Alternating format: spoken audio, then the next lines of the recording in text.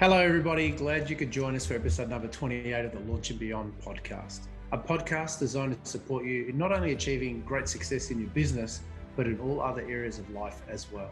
The ability to make great decisions, sometimes under intense pressure, is considered by many to be the hallmark of great success in not only in business, but in many areas of life as well. Sometimes we don't have all the information we require to be 100% certain that we're making the right decision. And this quite often can cause people to be stuck and scared to make a decision, any decision in fact, for fear of making a wrong one. When we have so much emotion and the stakes are so high, it can quite often be overwhelming. How do you know when you have enough information to proceed? When should you wait and not take any action at all? What should you do at such times? These questions and more are what we'll be covering in this week's podcast titled, Making Great Decisions. We hope you enjoy.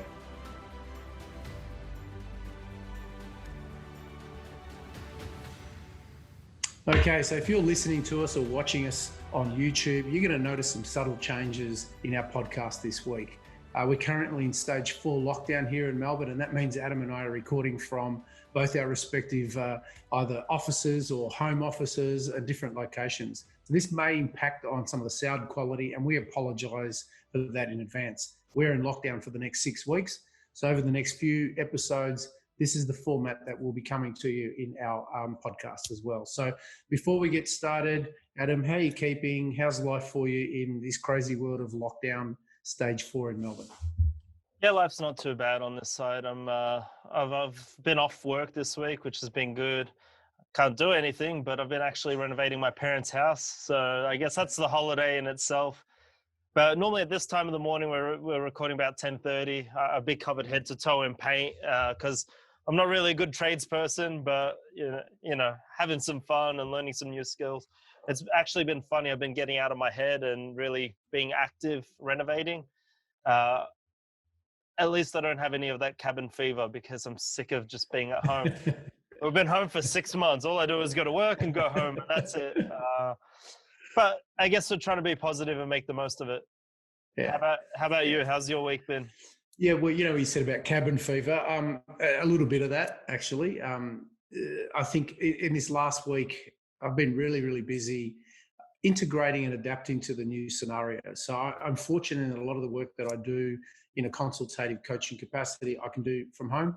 So that's been allowing me to keep doing what I'm doing. But there's a lot of people who rely on us to guide them and support them. So we've been very busy correlating and helping to understand the current scenario and help them adapt to their businesses as well. So very busy in terms of just helping them to ask different questions which will help them in that outcome. So it is really interesting. The focus for me to manage, I guess, my own frustration is just controlling the controllables. Putting my energy and effort into things that I can control has been what's kept me sane, basically, safe and sane, but particularly sane. So that's really the process and things that I've been focusing on today. So it's quite a unique setup, recording in this format again. I know we did it a little while very early on in the program, but we're back to it again, and we'll do that for the next few weeks as we work with it. The first time we did it over the phone, so we couldn't actually see each other's cues, which was a little bit more difficult because we just kept cutting back over and above each other. So hopefully this time we can see each other and go, hey, I got something to say. Yeah, that's right. And you know what? Now we're cutting each other. We're just cutting across each other now. It's not because we can't see each other. It's just the nature of our communication. Hey, I love it. It's more free-flowing. Cool. Whoever's got the bigger point just yells louder and then just goes for it. Okay, so let's get started with today's podcast, Adam. And the theme and topic is about making great decisions. And it's really interesting because, you know, whenever we think of wisdom, we think of wisdom as basically making great decisions, right? Or having some knowledge and process. And a lot of times that comes down to experience. You know, so you have experience, so consequently you have wisdom. And a lot of times experience comes from the process of making bad decisions, right? Yep. So there's a process of getting to making good, consistent decisions regularly. And that's a hallmark a lot of the times of what defines success is consistently making decisions. And yes, a lot of that will be born through trial and error, but there is a process that can really help facilitate your ability to make good decisions in there. So that's really the focus of our podcast today. As I mentioned, a lot of the decisions that we look at are governed about, there's a process around those. And sometimes when you've got to make decisions under pressure, particularly whether it's in life or business, it's not quite often the first mistake or the first decision that's the issue. It's usually the subsequent ones. Yep. So you might recall, we've spoken about this before back in, I think it was episode number 5, Adam, about fear and overwhelm. Yep. Where when you're in fear, when you're in overwhelm, you've got to override your own emotions in a lot of ways to be able to get into the most empowered state that you possibly can, that will help you make great decisions. And, we talked about the elephant and the rider. The elephant, when we think about it, is really the emotion, and the rider is the logical part of it. And most times for us to be able to make good decisions, we have to downregulate the emotions. Now, not just once, but consistently. Yep. And so in the decision making, the science of decision making, quite often, that's what they talk about, is you make a decision or you take an action, and then sometimes if that's an incorrect one, there has to be a process around which you can analyze, you can determine that decision, whether it's actually the right one for you, to allow you to course correct to get back on track. Because it's a lot like assumptions or starting off on the wrong track or pathway, and consequently everything's wrong. And it used to annoy me. I'm not sure if you ever noticed it back when we were back in school doing maths problems, and they'd give you the ones that I hated was like, they give you a scenario, and if you went down one road, they said if you followed one track, then the next 7 questions were going to be wrong. Yeah. Because if you missed that critical point, but if you got on the wrong track, but you had a system of going back onto the right one, that actually increased your decision-making capacity and potential. So can you relate to that in maths, where you go, if I go off this wrong path, I'm totally down the rabbit hole. But if I start on the right one, or even if the wrong one, how do I get back on track? Yeah, well, my maths teachers were pretty cool, I guess. But they said if you made that mistake in the first time, like that first equation, but we saw you were doing the correct things after that, we'd still grade you right. You get the wrong part, like the wrong answer for the first part.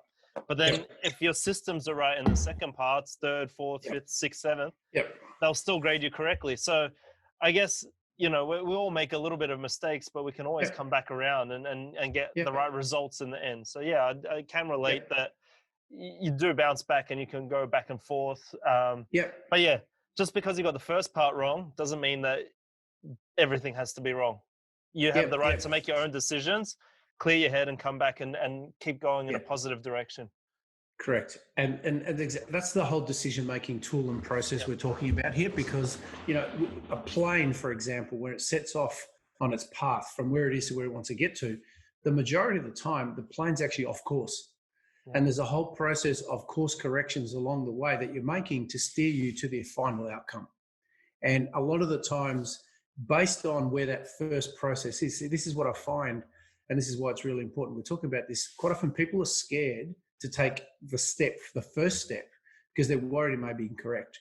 But a lot of the times, if you've got a process upon which you leverage your action, even if it's the wrong one, you can make a decision to get you back on track.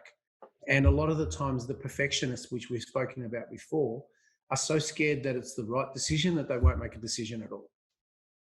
So it's really, really important.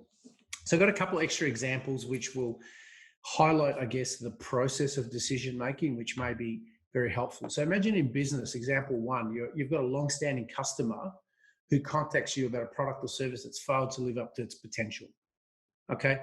Now, the problem is not so much that there was a mistake being made, but how you handle this situation will determine whether they continue to seek out your business, your product or service in future, right? So if you get defensive, you blame the client or customer and make the problem and the mistake about them, not actually look at ownership or looking at what you can do to improve and help the situation, you'll quite often lose it. So this is one of those scenarios where you mentioned, Adam, like with your maths example, where it's not so much the first step that may or may be incorrect, but it's then the subsequent steps you take afterwards.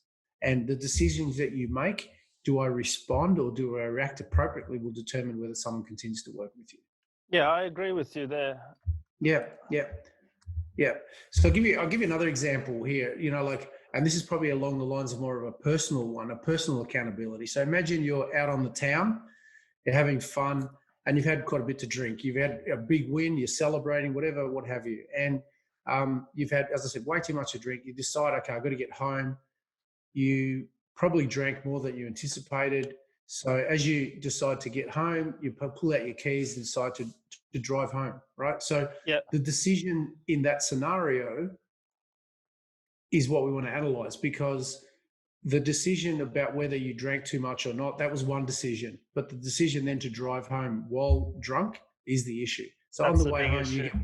you get pulled over, breathalyzed, and you've exceeded the legal blood alcohol limit. So the first decision isn't necessarily the make or break one. It's the subsequent ones after that. And this is what I wanted to highlight, where a tool, a capacity, an ability to be able to get yourself back on track is invaluable, because you can't always know and you can't always make a decision that's 100% correct. But what's the process that you have to get you back on track is really what we're talking about. Yeah, and I find that with decision making, like one of the toughest things that people don't do is they'll never admit that they're wrong. And Yeah, sometimes, as you're saying, like with that maths equation and that analogy, it's okay to be wrong sometimes, but it's your decision and your mental mindset that can bring you back and actually put you back on that right course. So like you said, all right, we got drunk tonight, but the next decision, we don't have to drive home. yeah, That's the bad decision. All right, we got drunk. That happens. We can admit it. All right, it was the wrong thing to do on a Wednesday night, getting drunk. But how do we get home? Jump in an Uber, jump in a taxi, and that's how you correct your decision making. But a lot of yeah, people don't actually, or they can't admit that they were wrong, yeah, and that's yeah, where issues come along the way. yeah. Uh, And for 100%, 100%. So you've outlined a couple of things which we've spoken about before in previous podcasts. We've talked about above the line and below the line. yep, That may be a really good episode to revisit in the context of what we're talking about here, because if you're above the line in terms of your thinking, you're thinking about ownership, accountability, responsibility. And like you said, Adam, in that example about driving, being responsible enough to go, hey, I've drunk too much. I need to do things differently and take a different course of action is actually going to be the bigger decision, not the first one. yep, And there's 1,000 ways in your business every day that this tool plays out. 1,000 ways where you make a decision, you invest money in a particular direction. The decision is, do I keep going or do I actually cut my losses and change direct? They're all decisions that will determine the ultimate outcome. yeah, and that's the thing. And if you, whether it's you by yourself in your own business or you and your management team, if you don't have systems or structures that help enhance making the right decisions for these situations, you're going to slow your process, and it's going to take a lot more time and a lot more money, because time is money. It's going to take a lot more time and money to come to the right decision. So one of the main things of being the head honcho, whether or not it's the leader of a team or if it is the owner of a business, is how do you set up all these contingency theories, or how do you set up the protocols and the systems and structures that help you make these decisions or help the decision making process become a lot easier. And I think that's what we're going to cover today. Is how do you build those structures, or how do you build your mental structure to allow you to streamline your decision making process? Yeah, and 100%. That's really what we're going to go through today, and it really highlighted this point during the week. I was talking to a client who's involved in at a corporate level, really high level, exceptionally high level, in fact, actually, and he's just taken over this team, and we were talking about having to make difficult decisions, right? So I guess this was in part of the catalyst of the inspiration behind this podcast. And he said to me, look, I've now just basically, now I'm leading this particular team. It's specifically within research and development arm of this multinational company. And I've done my process. My feeling is that we need to cut our losses in this particular direction and change total strategy. This is not serving us anymore. The only problem is that we've been going down this path for 10 years. And there were multiple points along the way that we could have, should have changed direction, but we didn't for one reason or another. And the process of not making good decisions now means that we're the end effect of it and we've got to cut our losses. I went, how big a loss are we talking about? He goes, in the order of 450 to $500 million. Yep. That's So significant. just a little loss there. Yeah, right. So you can see the snowballing effect of deferring, making decisions, not taking responsibility, not taking action, how that plays out at a corporate level. But it doesn't have to be just at a corporate level. It's in 1,000 different ways in your business, as an entrepreneur, as a solopreneur, in your life, that can lead you down bad pathways because of all the reasons that you fail to make good decisions or defer making decisions in the first place. So that's really, really essential. So, And that's why when I talk about starting a business, I talk about be willing to lose money when you first start a business, because losing $100 or $1,000 now is definitely better than losing 400 to $500 million in 10 years yeah, time. So yeah, if you can make all yeah, those mistakes now, and all right, yeah, you might not necessarily have the 400 or $500 million mistake now when you're starting your business, but I'm yeah, sure you'll come across something very similar, so that when you come to that point, you'll realize, all right, shit, we've already been down this path. I understand. Let's make the decision in this certain way because I know that yeah, will be less harmful to the business. yeah, So yeah. yeah, Yeah, I agree totally, mate. Just let that one sink in. $400 to $500 million of it doesn't necessarily have to be your money. It's just money, right? yeah. And that could be money of your shareholders. That could be money. That could be retirement funds of so many people who rely. Like, it's mind-boggling. But that's the process of um, incorrect assumptions, an inability to make tough decisions, all the things that we've at one point or another have covered. But that's the snowball effect. That's as far as it can go. So, it's happened at corporate levels on Wall Street. Major companies implode because of bad decision making. So it could be at a financial fiduciary level. It could just be in behavior and reputational damage that happens as a result of that. They're all linked up. They're all overlying everything that we're talking about today. Yeah, I agree. And I've spoken to some people who are just starting the business, and obviously sometimes new partnerships can be frustrating. And same as new relationships, you've got two people coming from different walks of life coming together to make something work. And they might not always think the same way. So a lot of the time when I'm talking to new entrepreneurs, and they're like, oh, my partner's doing this, my partner's doing that. I go, well, have you written your systems, or have you written a playbook so that everyone can make the same decisions, or Yeah, not the same decisions, but the same business decision? Because yeah, you yeah, want to be a unified body. If you want to change yeah, those decisions, that's when you go and have your meetings. That's when you sit down yeah, and go, all right, well, we've been doing this for so long, like your example of your corporate client. We've been doing this for 10 years. I think we've got to change because it's going to cost yeah, us a hell of a lot more money if we wait for another 5 years. It's going to cost, yeah, could get up towards $1 billion if we don't do yeah, this soon yeah, enough. yeah, yeah. So Yeah. that's where it plays out. So Yeah. how about we move on and help people get a grasp on how they should be making decisions, Yeah. All right? right, let's go. So in order to do that, you just need to to ensure that you're making decisions from a point of power and being centered in yourself rather than being reacting. So what I mean by that is, in yourself, when you're angry or you're fearful, you're not necessarily making your best decisions, right? Your possibilities close in because you're really only just thinking about the thing right in front of you. Am I so angry that I'm just only reacting to this, or am I so scared that I can only concentrate on this? So you don't open your mind up to the possibilities of all that's possible as a result of that. Now, if you know that you're not at that place, that you're grounded, centered, clear thinking, the really number one priority really should be to take steps to get yourself from those states back into your empowered state. Now, you could do that by breathing, meditating, and one of the things I always say to people is defer decisions that are important up until you can get back to that empowered state. Now, the better you get at it, the quicker you can do this. But if you are not in a point where you can respond appropriately, you need to defer that as much as possible.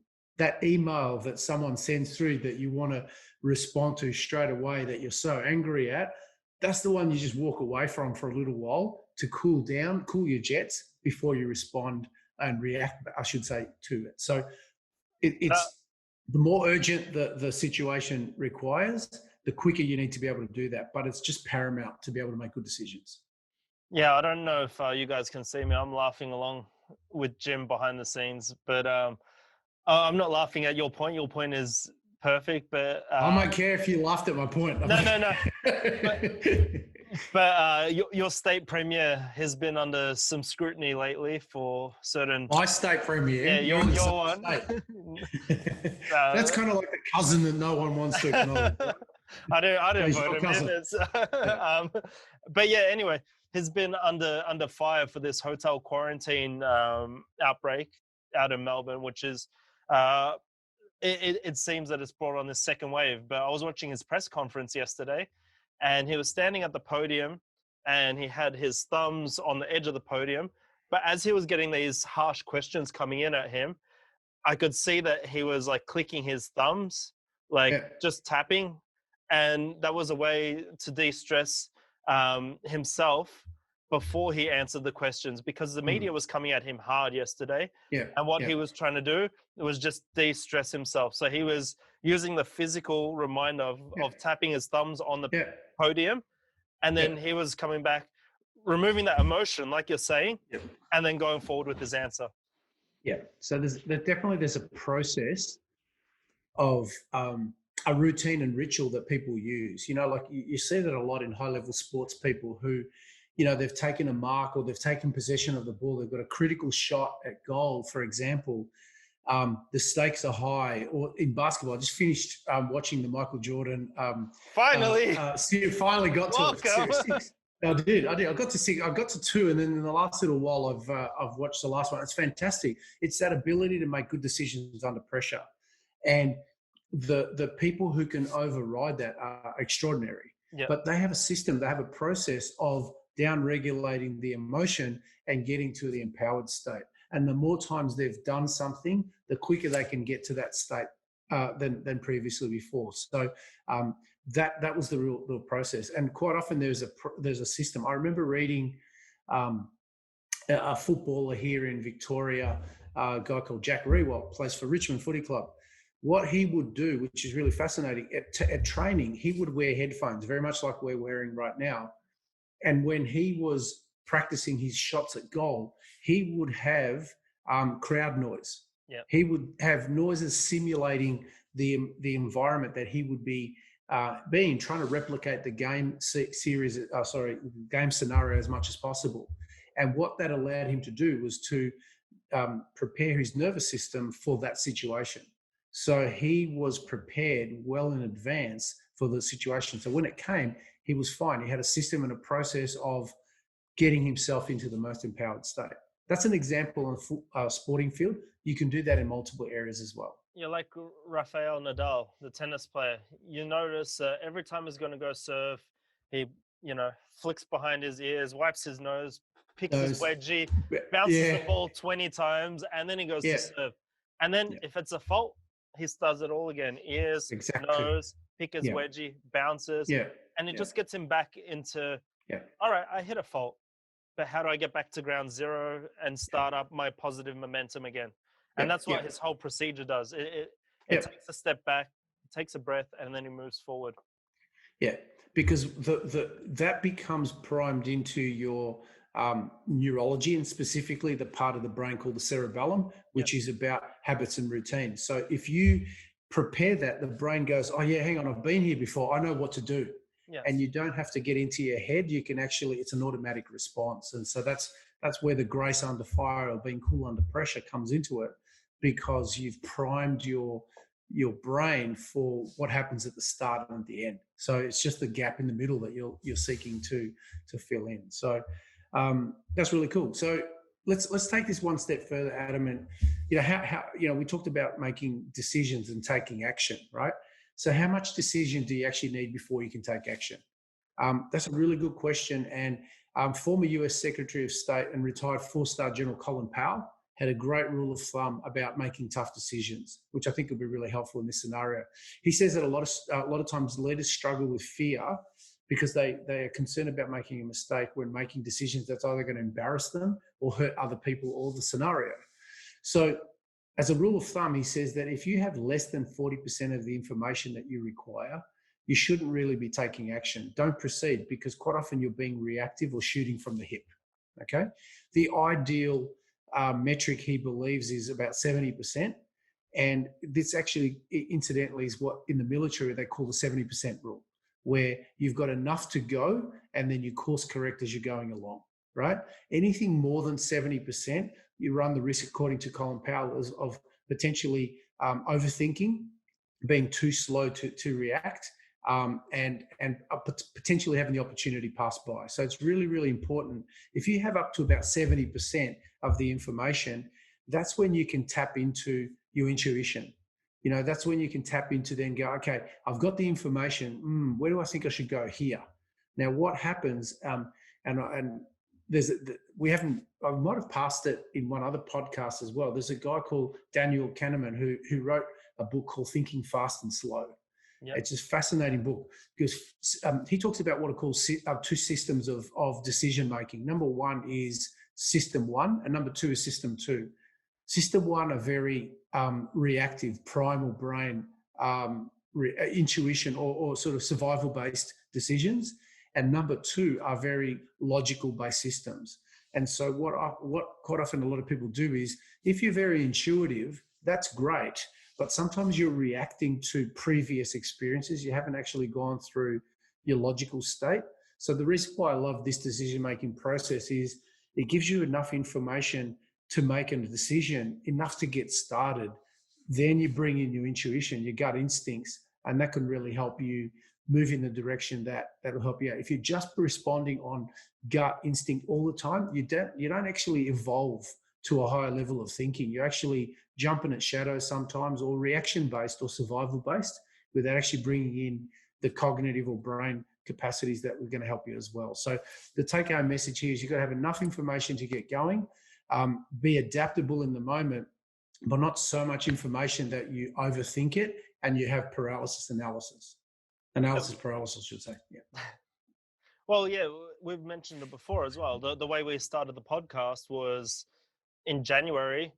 We had the idea late January, I think it was the last week of January.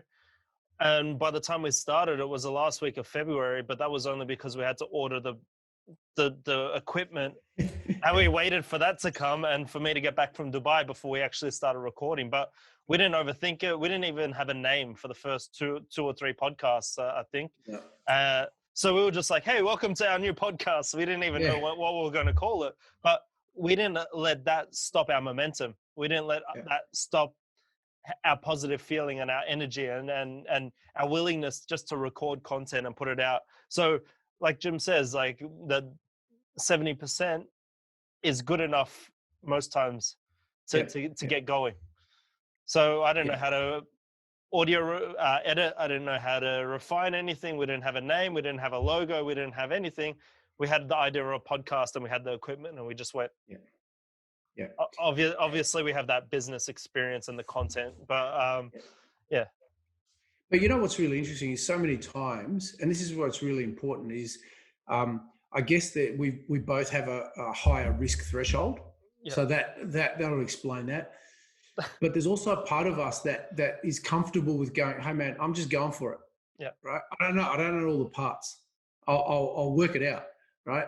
And there's this is the creative space that we're really trying to harness in these areas, is because most startups or scenarios that want to get momentum moving, they rely on this. Now, granted, there are certain industries that 70% isn't good enough, right? There's too much of a margin of error. But what can you do that will start the process that will get it to a process where you've got your systems and your stress testing in place that will make it working. But here we're really talking about momentum. Here we're talking about getting things going and not being immobilized by fear. It's a case of going, okay, what's that first step? How can you make a good decision? How can you do something? What can you learn from it? Because if you make that first decision and it's not the right one, what have you learned from that?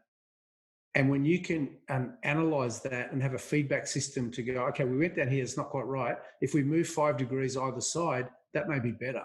And that may not be 100% either, but in the process of doing that, that's when you'll actually work it out. And this is a model that's really amenable to particularly business and entrepreneurship.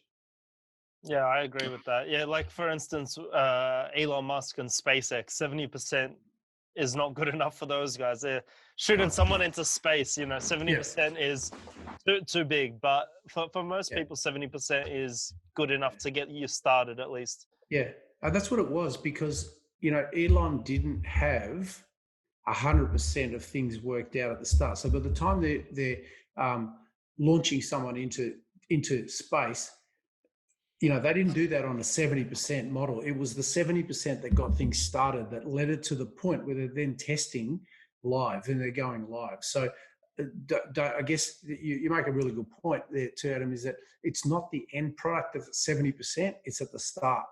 And it's a case of once you start having the courage to take that first step, what have you learned from that? Which will mean the next version of it is 80% or 85%. And you're getting closer and closer and closer to something that you're comfortable in doing or learning from that will actually help you better next time around.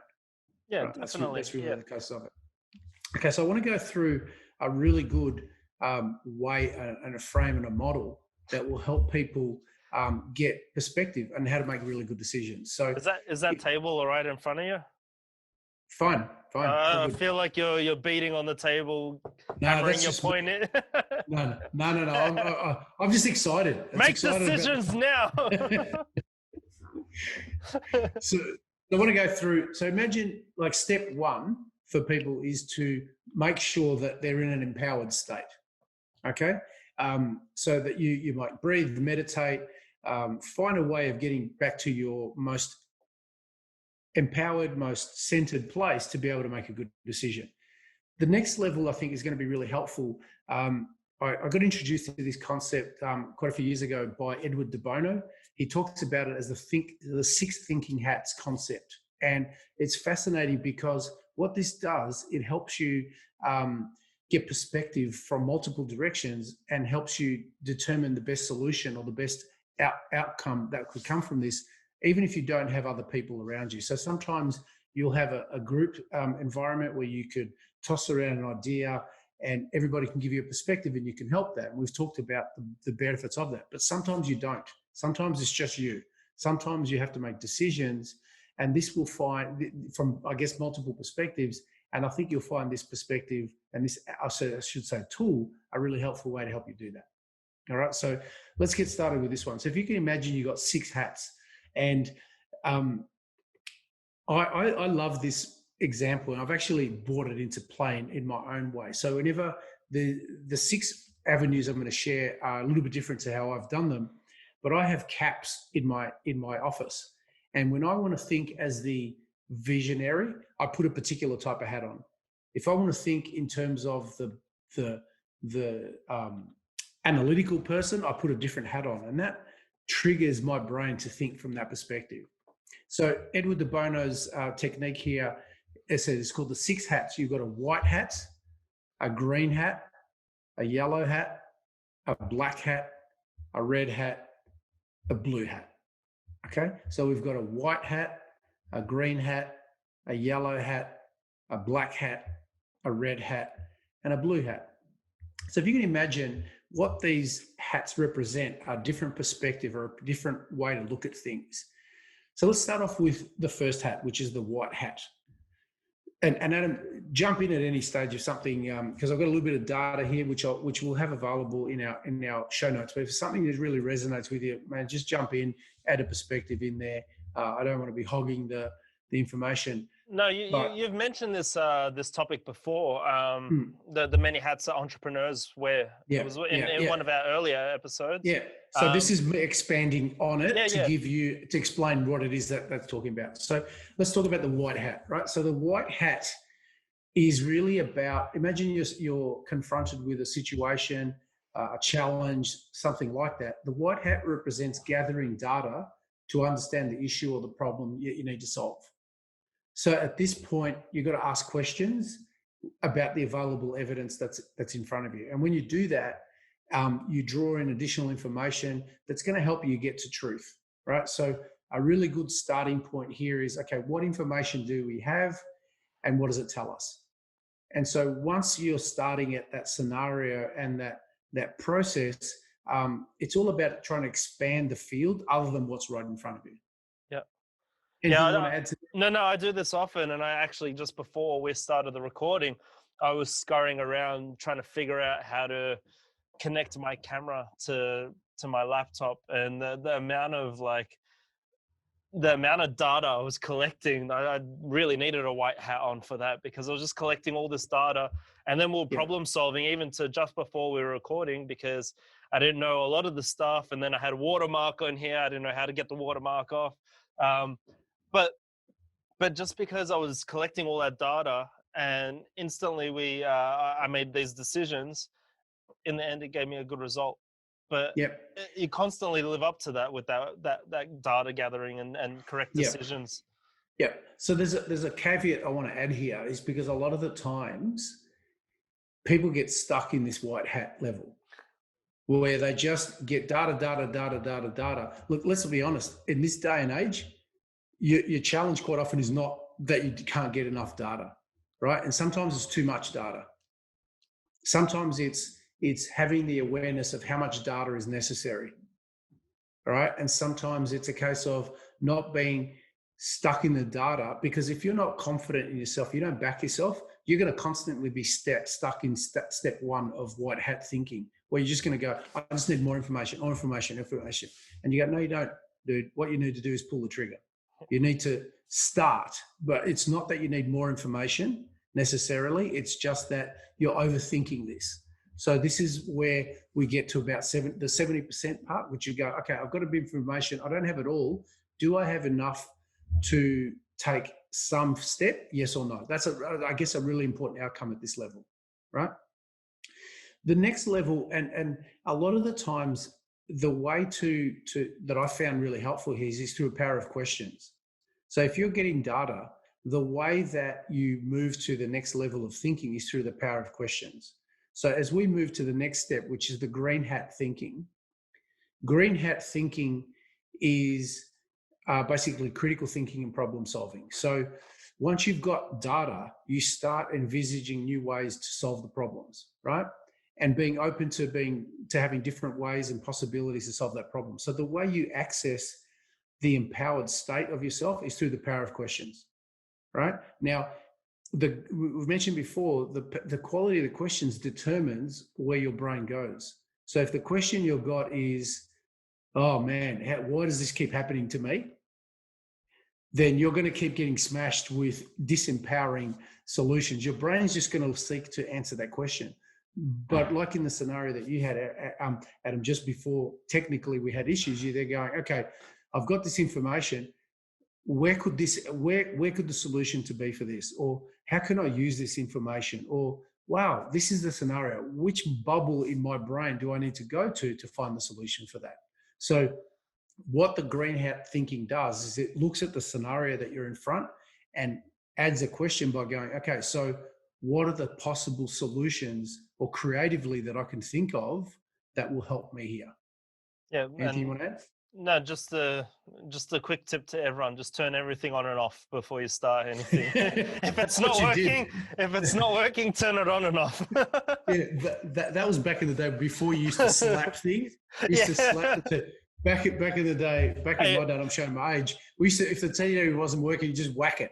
Yeah, Right? but back You then know, the TVs could take a bit of a beating. Now, if you they smash an could. LCD TV, mate, You're you're gonna gone. break it. Yeah, you're gonna break it Yeah. before you fix it.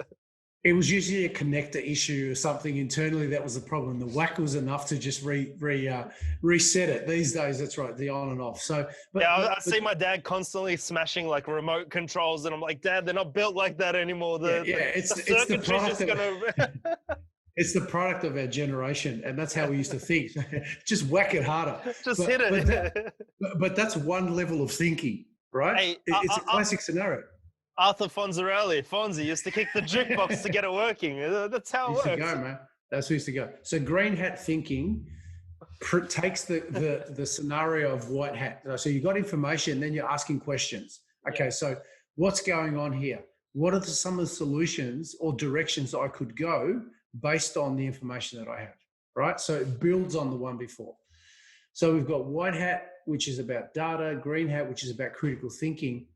Yellow hat thinking then is about focusing on the benefits of each decision, right? So if you come up with solutions from the green hat level, you look at the yellow hat and go, okay, what are the benefits? So here is where you start going, well, here are the strengths of this approach. This is how this could turn out well.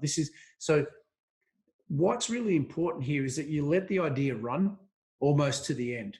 And because I'm very visionary, what really kills an idea for me is if I try and come up with reasons why it won't work too early, or if I have someone in my group, as soon as I share a decision, who cuts it off straight away, because that cuts off my decision process.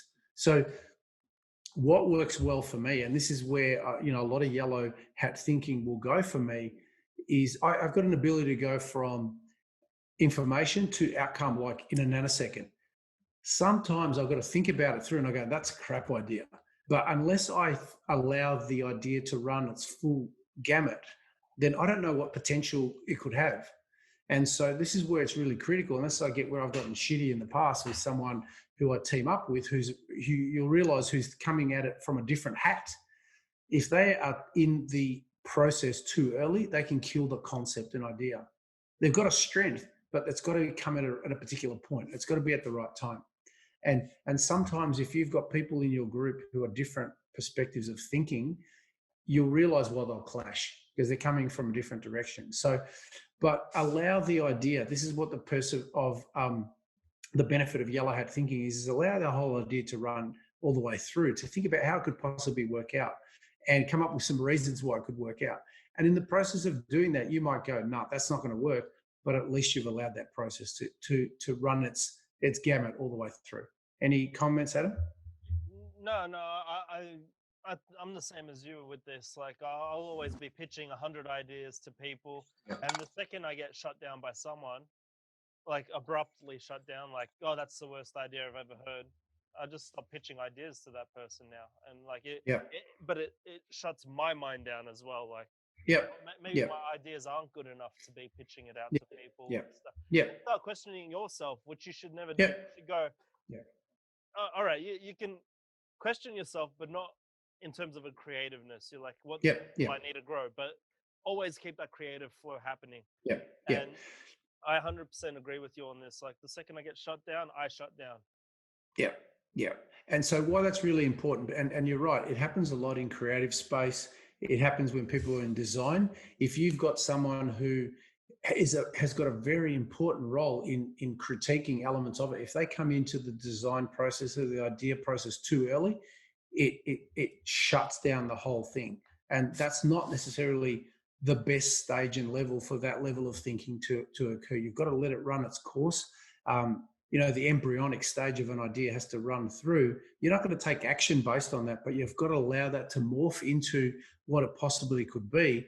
And then the next level, which is what we call the black hat thinking, is when you start the critical thinking stage. So this is where caution, safety, checking out the feasibility of each approach is really important. So this is where you analyze, the weaknesses in the argument or where it may not work, and think about what you're thinking about and putting it through more stringent analysis or due diligence. So this is critical, right? And we've mentioned before, if you've got a group of people who are just yellow hat thinkers, you're going to have some great ideas, but you're not going to realize the gaps or the holes in your argument, your idea, your proposal, your venture.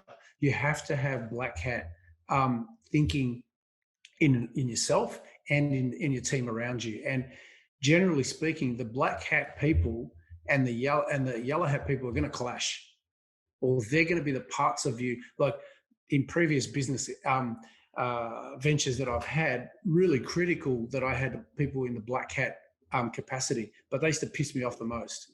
Yeah. And I used to have people who are black hat thinkers. I used to terrify the daylights out of the most. Um, because I was wearing my yellow hat, thinking big picture, and they're like, "Holy shit, I'm terrified. It's too risky." And it's Just like, we're slow not going down. yet. We're not going yet. Yeah. Like I said, because I have a higher risk tolerance, because I have an ability to take action, go before I'm ready, then I realize that's a strength, but it's also a liability if I just go just on that. So I've got systems around me that ensure that I've got the left and right flank covered, but we're working to each other's strengths. And black hat people and black hat thinking is critical. But I just stress that it's really important that it's done at the right time, because if you plant seeds in the ground hoping to sprout a bounty of fruit, of vegetables I should say, but you dig it up within 2 days of digging it, it's not going to work. Oh, it hasn't worked out. It hasn't. No, you've got to allow it to take form. And then when it does, then you can analyze how effective it was, whether it's a great idea, whether that's what you should be doing next time. But yeah, just being mindful. If you start off with black hat thinking as your first point, you're going to tap out a whole lot of possibilities that you would have basically had because you're critically thinking too early. Yeah, Yeah, as you said, it's good to have black hat in your repertoire or black hat people in your organization, but that shouldn't be your go-to. That shouldn't be your first preference. Like, for instance, with my dad at work, I'm always, the big thinker, the creative one, having all the ideas. Where's our new customer? What's our new product? And then he'll come back and go, oh yeah, but I don't think we're stretching ourselves a bit too thin, or we're, being very cautious in his mindset. And sometimes it saved me a lot of money because I would have gone and just done really, yeah, really big, ridiculous things that we weren't even close to being set up. Like, when I say close, we're probably 5 years off. But I'm just such a yeah, big picture person. I'm like, let's yeah, do it. Let's set the structure. And then in 5 years when we need it, we've already developed it. yeah, yeah, And he's like, no, no, no, no. Maybe yeah, wait to do that in 3 years for the 5 year yeah, time. So do it yeah. a couple of years in advance, not 5 years in advance. Yeah, 100%. And I'm like, and like I said to him, one of my biggest life lessons has been patience. So my overriding question is, when would now be a good time? So I've had to learn and develop that, not from an impulsive point of view, because it's not impulsive. It's just like, I just like movement and momentum. But I've had to actually build in systems to protect me against me sometimes, and that in the process is good decision making. And so I've surrounded about people who myself around people who I really have to lean in and have confronting conversations with sometime in order to move it forward. And they're like resolute. They're going to go, no, I'm the gatekeeper here. Unless you can convince me that these criteria are met, we don't proceed. And that's really helpful, but like I said, they've allowed me enough scope to come and not curtail the idea, but I've got to qualify that idea before it moves to the next step. And this is the black hat thinking that I'm talking about. So super critical. You don't put black hat thinkers in your development team, but you put them through the quality assurance team. Yeah. Right? You put them in environments where they've got quality control, they've got a test, they're analytical. Yeah. Risk That's their analysis. strength, risk analysis, and they're crucial and essential at that role. So let's do a quick recap. So if you're thinking white hat is about gathering data, green hat we said is about creative thinking and problem solving. So you're looking at possibilities. Yellow hat is about the benefits and expanding on the big idea. Black hat thinking is about, like you said, due diligence, critical thinking. What could go wrong, right? That's the kind of scenario. So we next move to the red hat thinking, and the red hat thinking is very much focused on emotions and feelings about the situation. So this is where I talked earlier on about using intuition, your personal feelings and hunches, because we would both agree a lot of great ideas come from intuition and gut. right? And we Yep. don't want to discount those. But what I want to make sure is we don't just operate on those. So, you allow people to feel what they feel without having to justify it. You just allow them to run through the idea. So, so confronted with a challenge or a difficult decision, they've got to go, I just get the sense that the team are missing this. I think I was meant to do this, but I'm going to go down this road. This is where you're tapping into your own emotional intelligence as well, and your intuition to do that. So, and it's really important because this is where the perspectives come into it. This is where someone might have a different emotional feeling about a situation or a decision, and it's important to address that. And sometimes, I always use the example about perspectives are different because we're just exiting winter here. It doesn't snow a lot here except in the high country, but when it snows, you've got one group of people who hate it, who can't handle snow. It's wet, it's slippery, it's cold, it's restrictive. I'm locked in my house. Others love it because they can go skiing. So why it's really good where you tapped into the emotions and different perspectives is because you may see things or someone else may see things that you don't see and vice versa because you allow them to bring in their own feelings and opinions and intuitions about that scenario.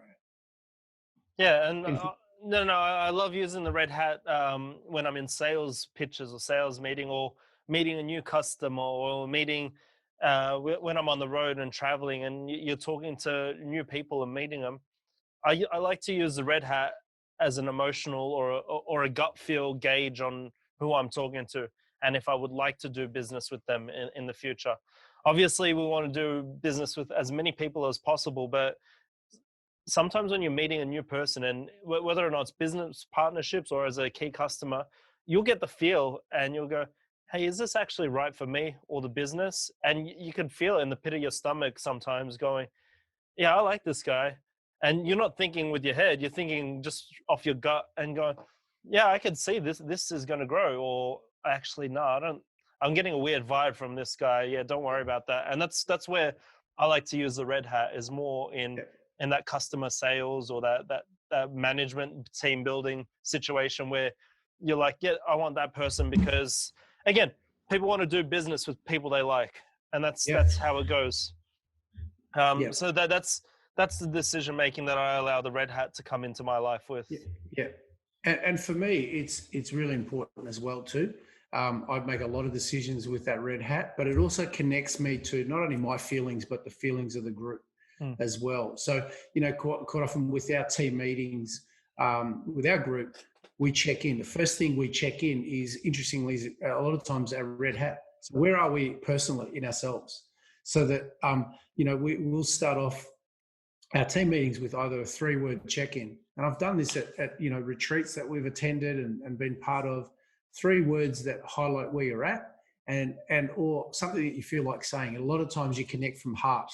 And when you do that, you're bringing in that element, but you can further harness it by making sure you wear a hat, right? So metaphorically speaking.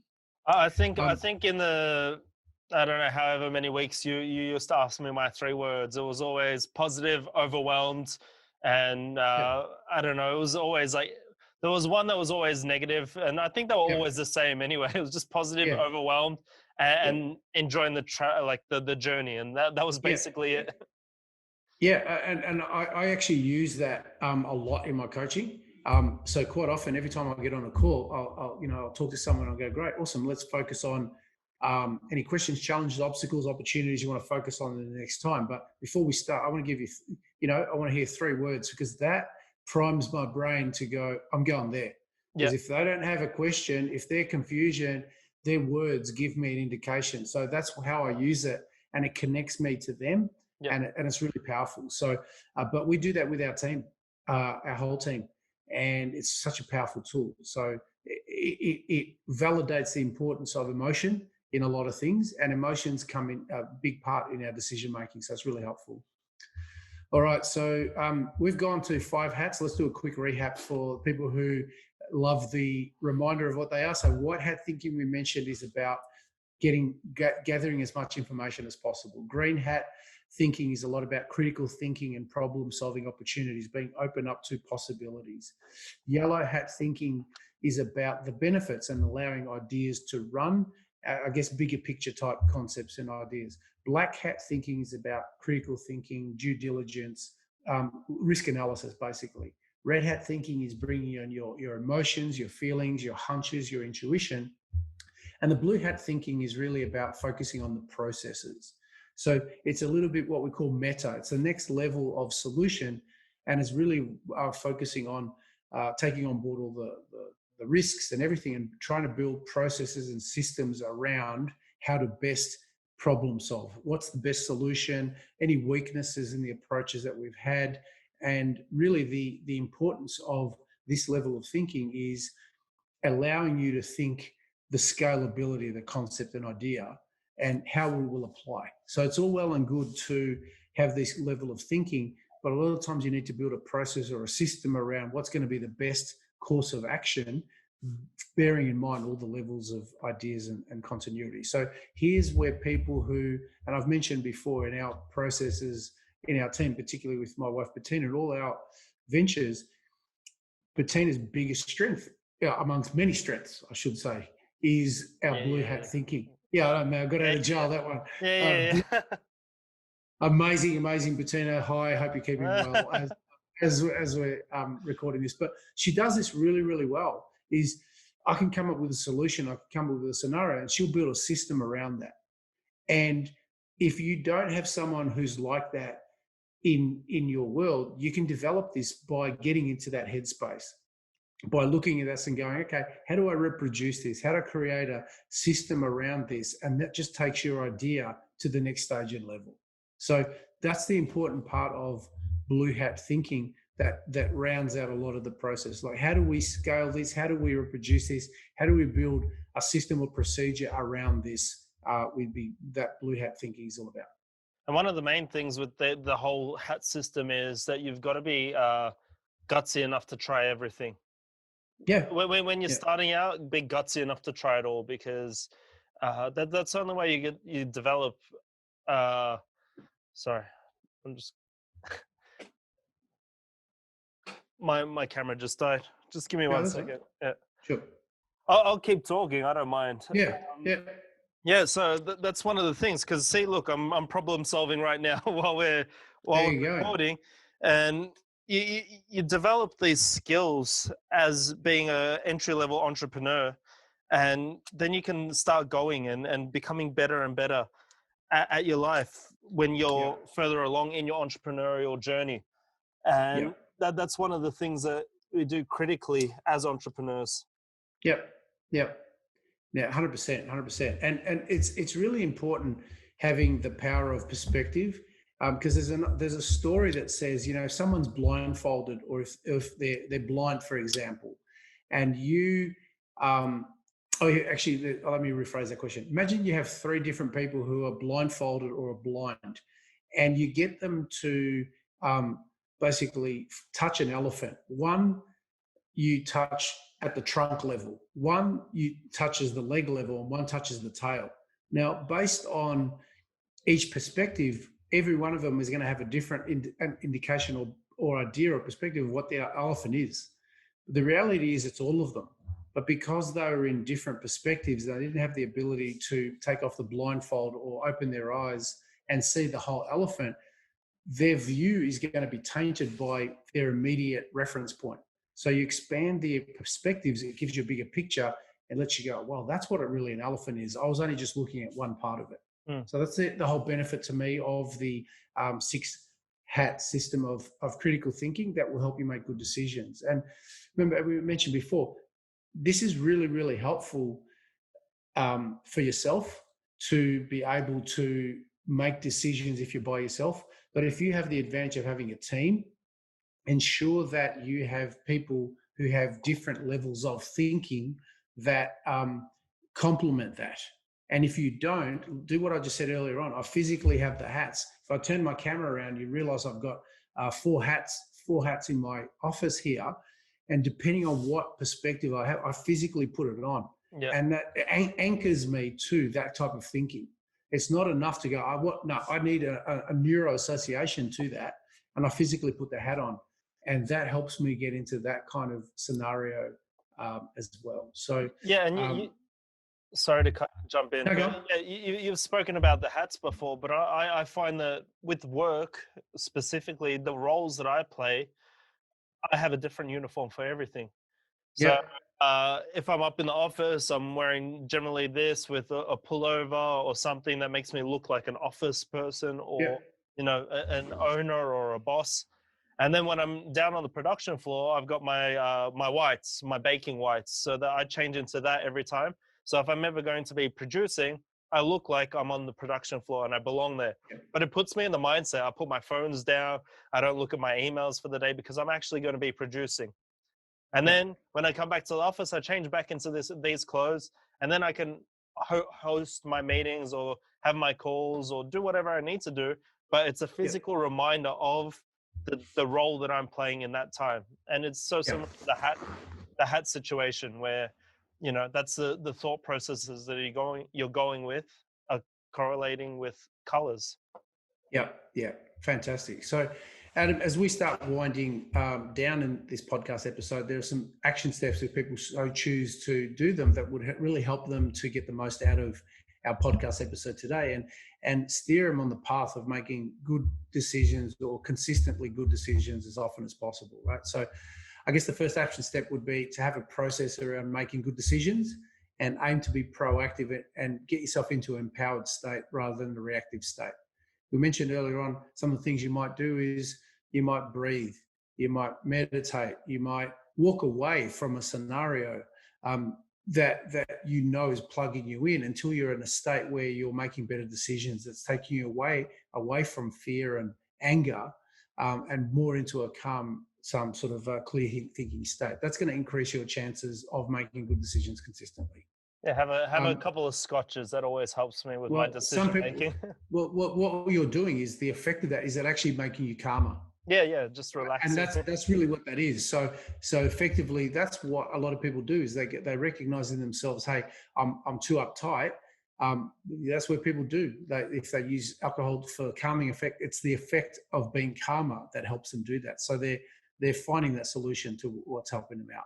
Yeah. Okay, so the second action step would be to gather enough information to get started, but not to get so hung up on how much information you have before you take action. So if you remember Colin Powell's 40-70 rule for decision making, that will help you. Less than 40%, don't go. 70 is the ideal. And if you're find yourself you're consistently going for 70, 80, 90, just check in with yourself and find out why you're doing that. Are you overthinking yourself? Are you not backing yourself in that scenario? The opportunity or the timing of that opportunity may have passed if you just stay stuck in the analysis paralysis stage. So, a really important process to remember. Action step number 3 is if you're faced with different decisions, either physically or metaphorically, consider Edward de Bono's 6-hat system, which I mentioned earlier on about decision making. Look at it from different perspectives, from analysis, critical thinking, big picture, systems, emotions. All those things are really, really important. You can physically get the hats, which is what I've mentioned, or just gain that perspective. And if you're in a team, ensure that you recruit a team that's involved, that has, I guess, as a strength, people who have different elements of those skill sets or that hat thinking built in, because that way you're covering all dimensions. And if you'd like to know, step 4, if you want to know more about this theme and topic, this has piqued your curiosity, consider checking out Edward de Bono's book called 6 Thinking Hats, which expands on this even further. This will give you a really good baseline understanding, but sometimes, as has happened quite a few times with our podcast, we mention a book and people go, that's exactly what I want to follow through. So we give you the resources to be able to follow through to get more information and sort of satisfy your own curiosity for all that as well. Again, Adam, is there anything you wanted to add? all this information's in the show notes that can be found on the Yeah, website. So yeah, if you don't have the time to invest in the whole book, you can come and see the key points on our show notes. But we always have our book recommendations on there anyway. yeah, Jim does a great job in preparing the show notes for everyone. So hopefully yeah, you can all get around and look through them. And it really does help. Like when you go back and reflect on the podcast, you can actually see the stuff that sometimes we don't articulate perfectly. It's all back in the show notes, that they do a good job. So thanks, Jim. Yeah, pleasure. And I guess the thing is, I was talking to someone earlier on this week, actually just on this. They said, "Look, I love your podcast. I really love the podcast." They were listening to the one we did with Sensei Frank recently, and I said, "I loved it. It went long, but it just went fast." Yeah. And I guess the thing that we're at, our point of difference in our podcast is that we want to deliver value. We want to give people information, and there's the podcast is about content as much as possible, rather than us just shooting the breeze. Right? We wanted to have value, and this is where the show notes come into it. Where if you want the bullet points, here's the takeaway points. But when we do them in a conversational based way, hey, listen, this is what I found, and we relay our own personal experiences. Number one, it personalizes us. But I've had so many people come in and say, because of the way that you did it, I didn't feel like it was just a data dump. And it's kind of like when it's kind of experiential learning, so to speak. So if we talk about this scenario and we tell you, this is how we've done it, this is what we learned, this is how things went well for me, this is when they didn't, you affix a story or perhaps even your own story to it. And then the information comes alive. You've got a practical reference for how you can use that information and how it's worked or hasn't worked. So some people will never refer to the show notes, and they don't need to, because they'll remember the stories. But for some people who want to go, I remember that was there. I remember they covered that. That's a quick fire way of just getting the bullet points or the take-home points, like you just said, which will save you reading the book, but more importantly, give you a gist of what it was that we covered. So that's really in. And our podcasts, they will go longer. We know that. We're comfortable with that. Some of them are going to be shorter, but that's what we found is when we first started, isn't that right? We said, like, we're not going beyond this long because this is all the research, but organically we just found that, okay, people got to know us a bit more and this way. And by understanding us, they were then more open to the message we shared because they understood why we shared that information.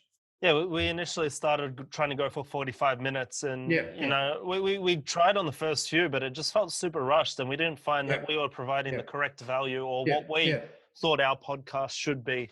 And we've seen a few studies and a few little polls and stuff, and length doesn't seem to be affecting as much as content. So if you've got the right content and it does go for a little bit longer, we've found that it's fine, and we're getting good reviews and good feedback from people saying, all right, we really enjoy it. And they don't really mention the length, except for Sensei Frank's, because he was 2.5 hours, and that was us keeping that tight leash. That was just reining him in. But like you said, and we're really grateful, because when you consider, and this is part of the reason why we put such a big onus on the preparation and what we're delivering, because when people are investing an hour and a half, and there are people, and we're so grateful to them, who are started episode 1 and they're listening to every one of them. So we're podcast 28 now. So you look at this and someone's invested possibly 40 hours listening to us.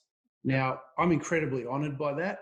And I feel it's a special level of trust that people have placed in us, I guess, and the preeminence for us. And what I guess they deserve to know is that we take this seriously, and we want to have fun and enjoy it and whatever, but just want to make the experience valuable. And this is what it's about. So that's the whole process. So any final comments from you, Adam, before we wind up? I guess what I'm hearing from you as well is even though we've been locked down for the past 2 weeks, pretty tightly locked down, and business has been locked down for about a week and a bit, we're still appreciative, and we're still glad that we've got a platform to get out and to speak to a lot of people. And we hope that, especially in Melbourne or Victoria, people are all doing all right mentally, because it is a draining time. If you do need, hit me up. I'm on Instagram, Facebook, wherever you want to hit me up. I'm happy to have a chat if you're struggling a little bit. I'm always available as much as possible. And we do have our emails. Jim and I both do have emails, Adam or Jim at launchandbeyond.com. So you can always send us an email if you want to get in contact with us.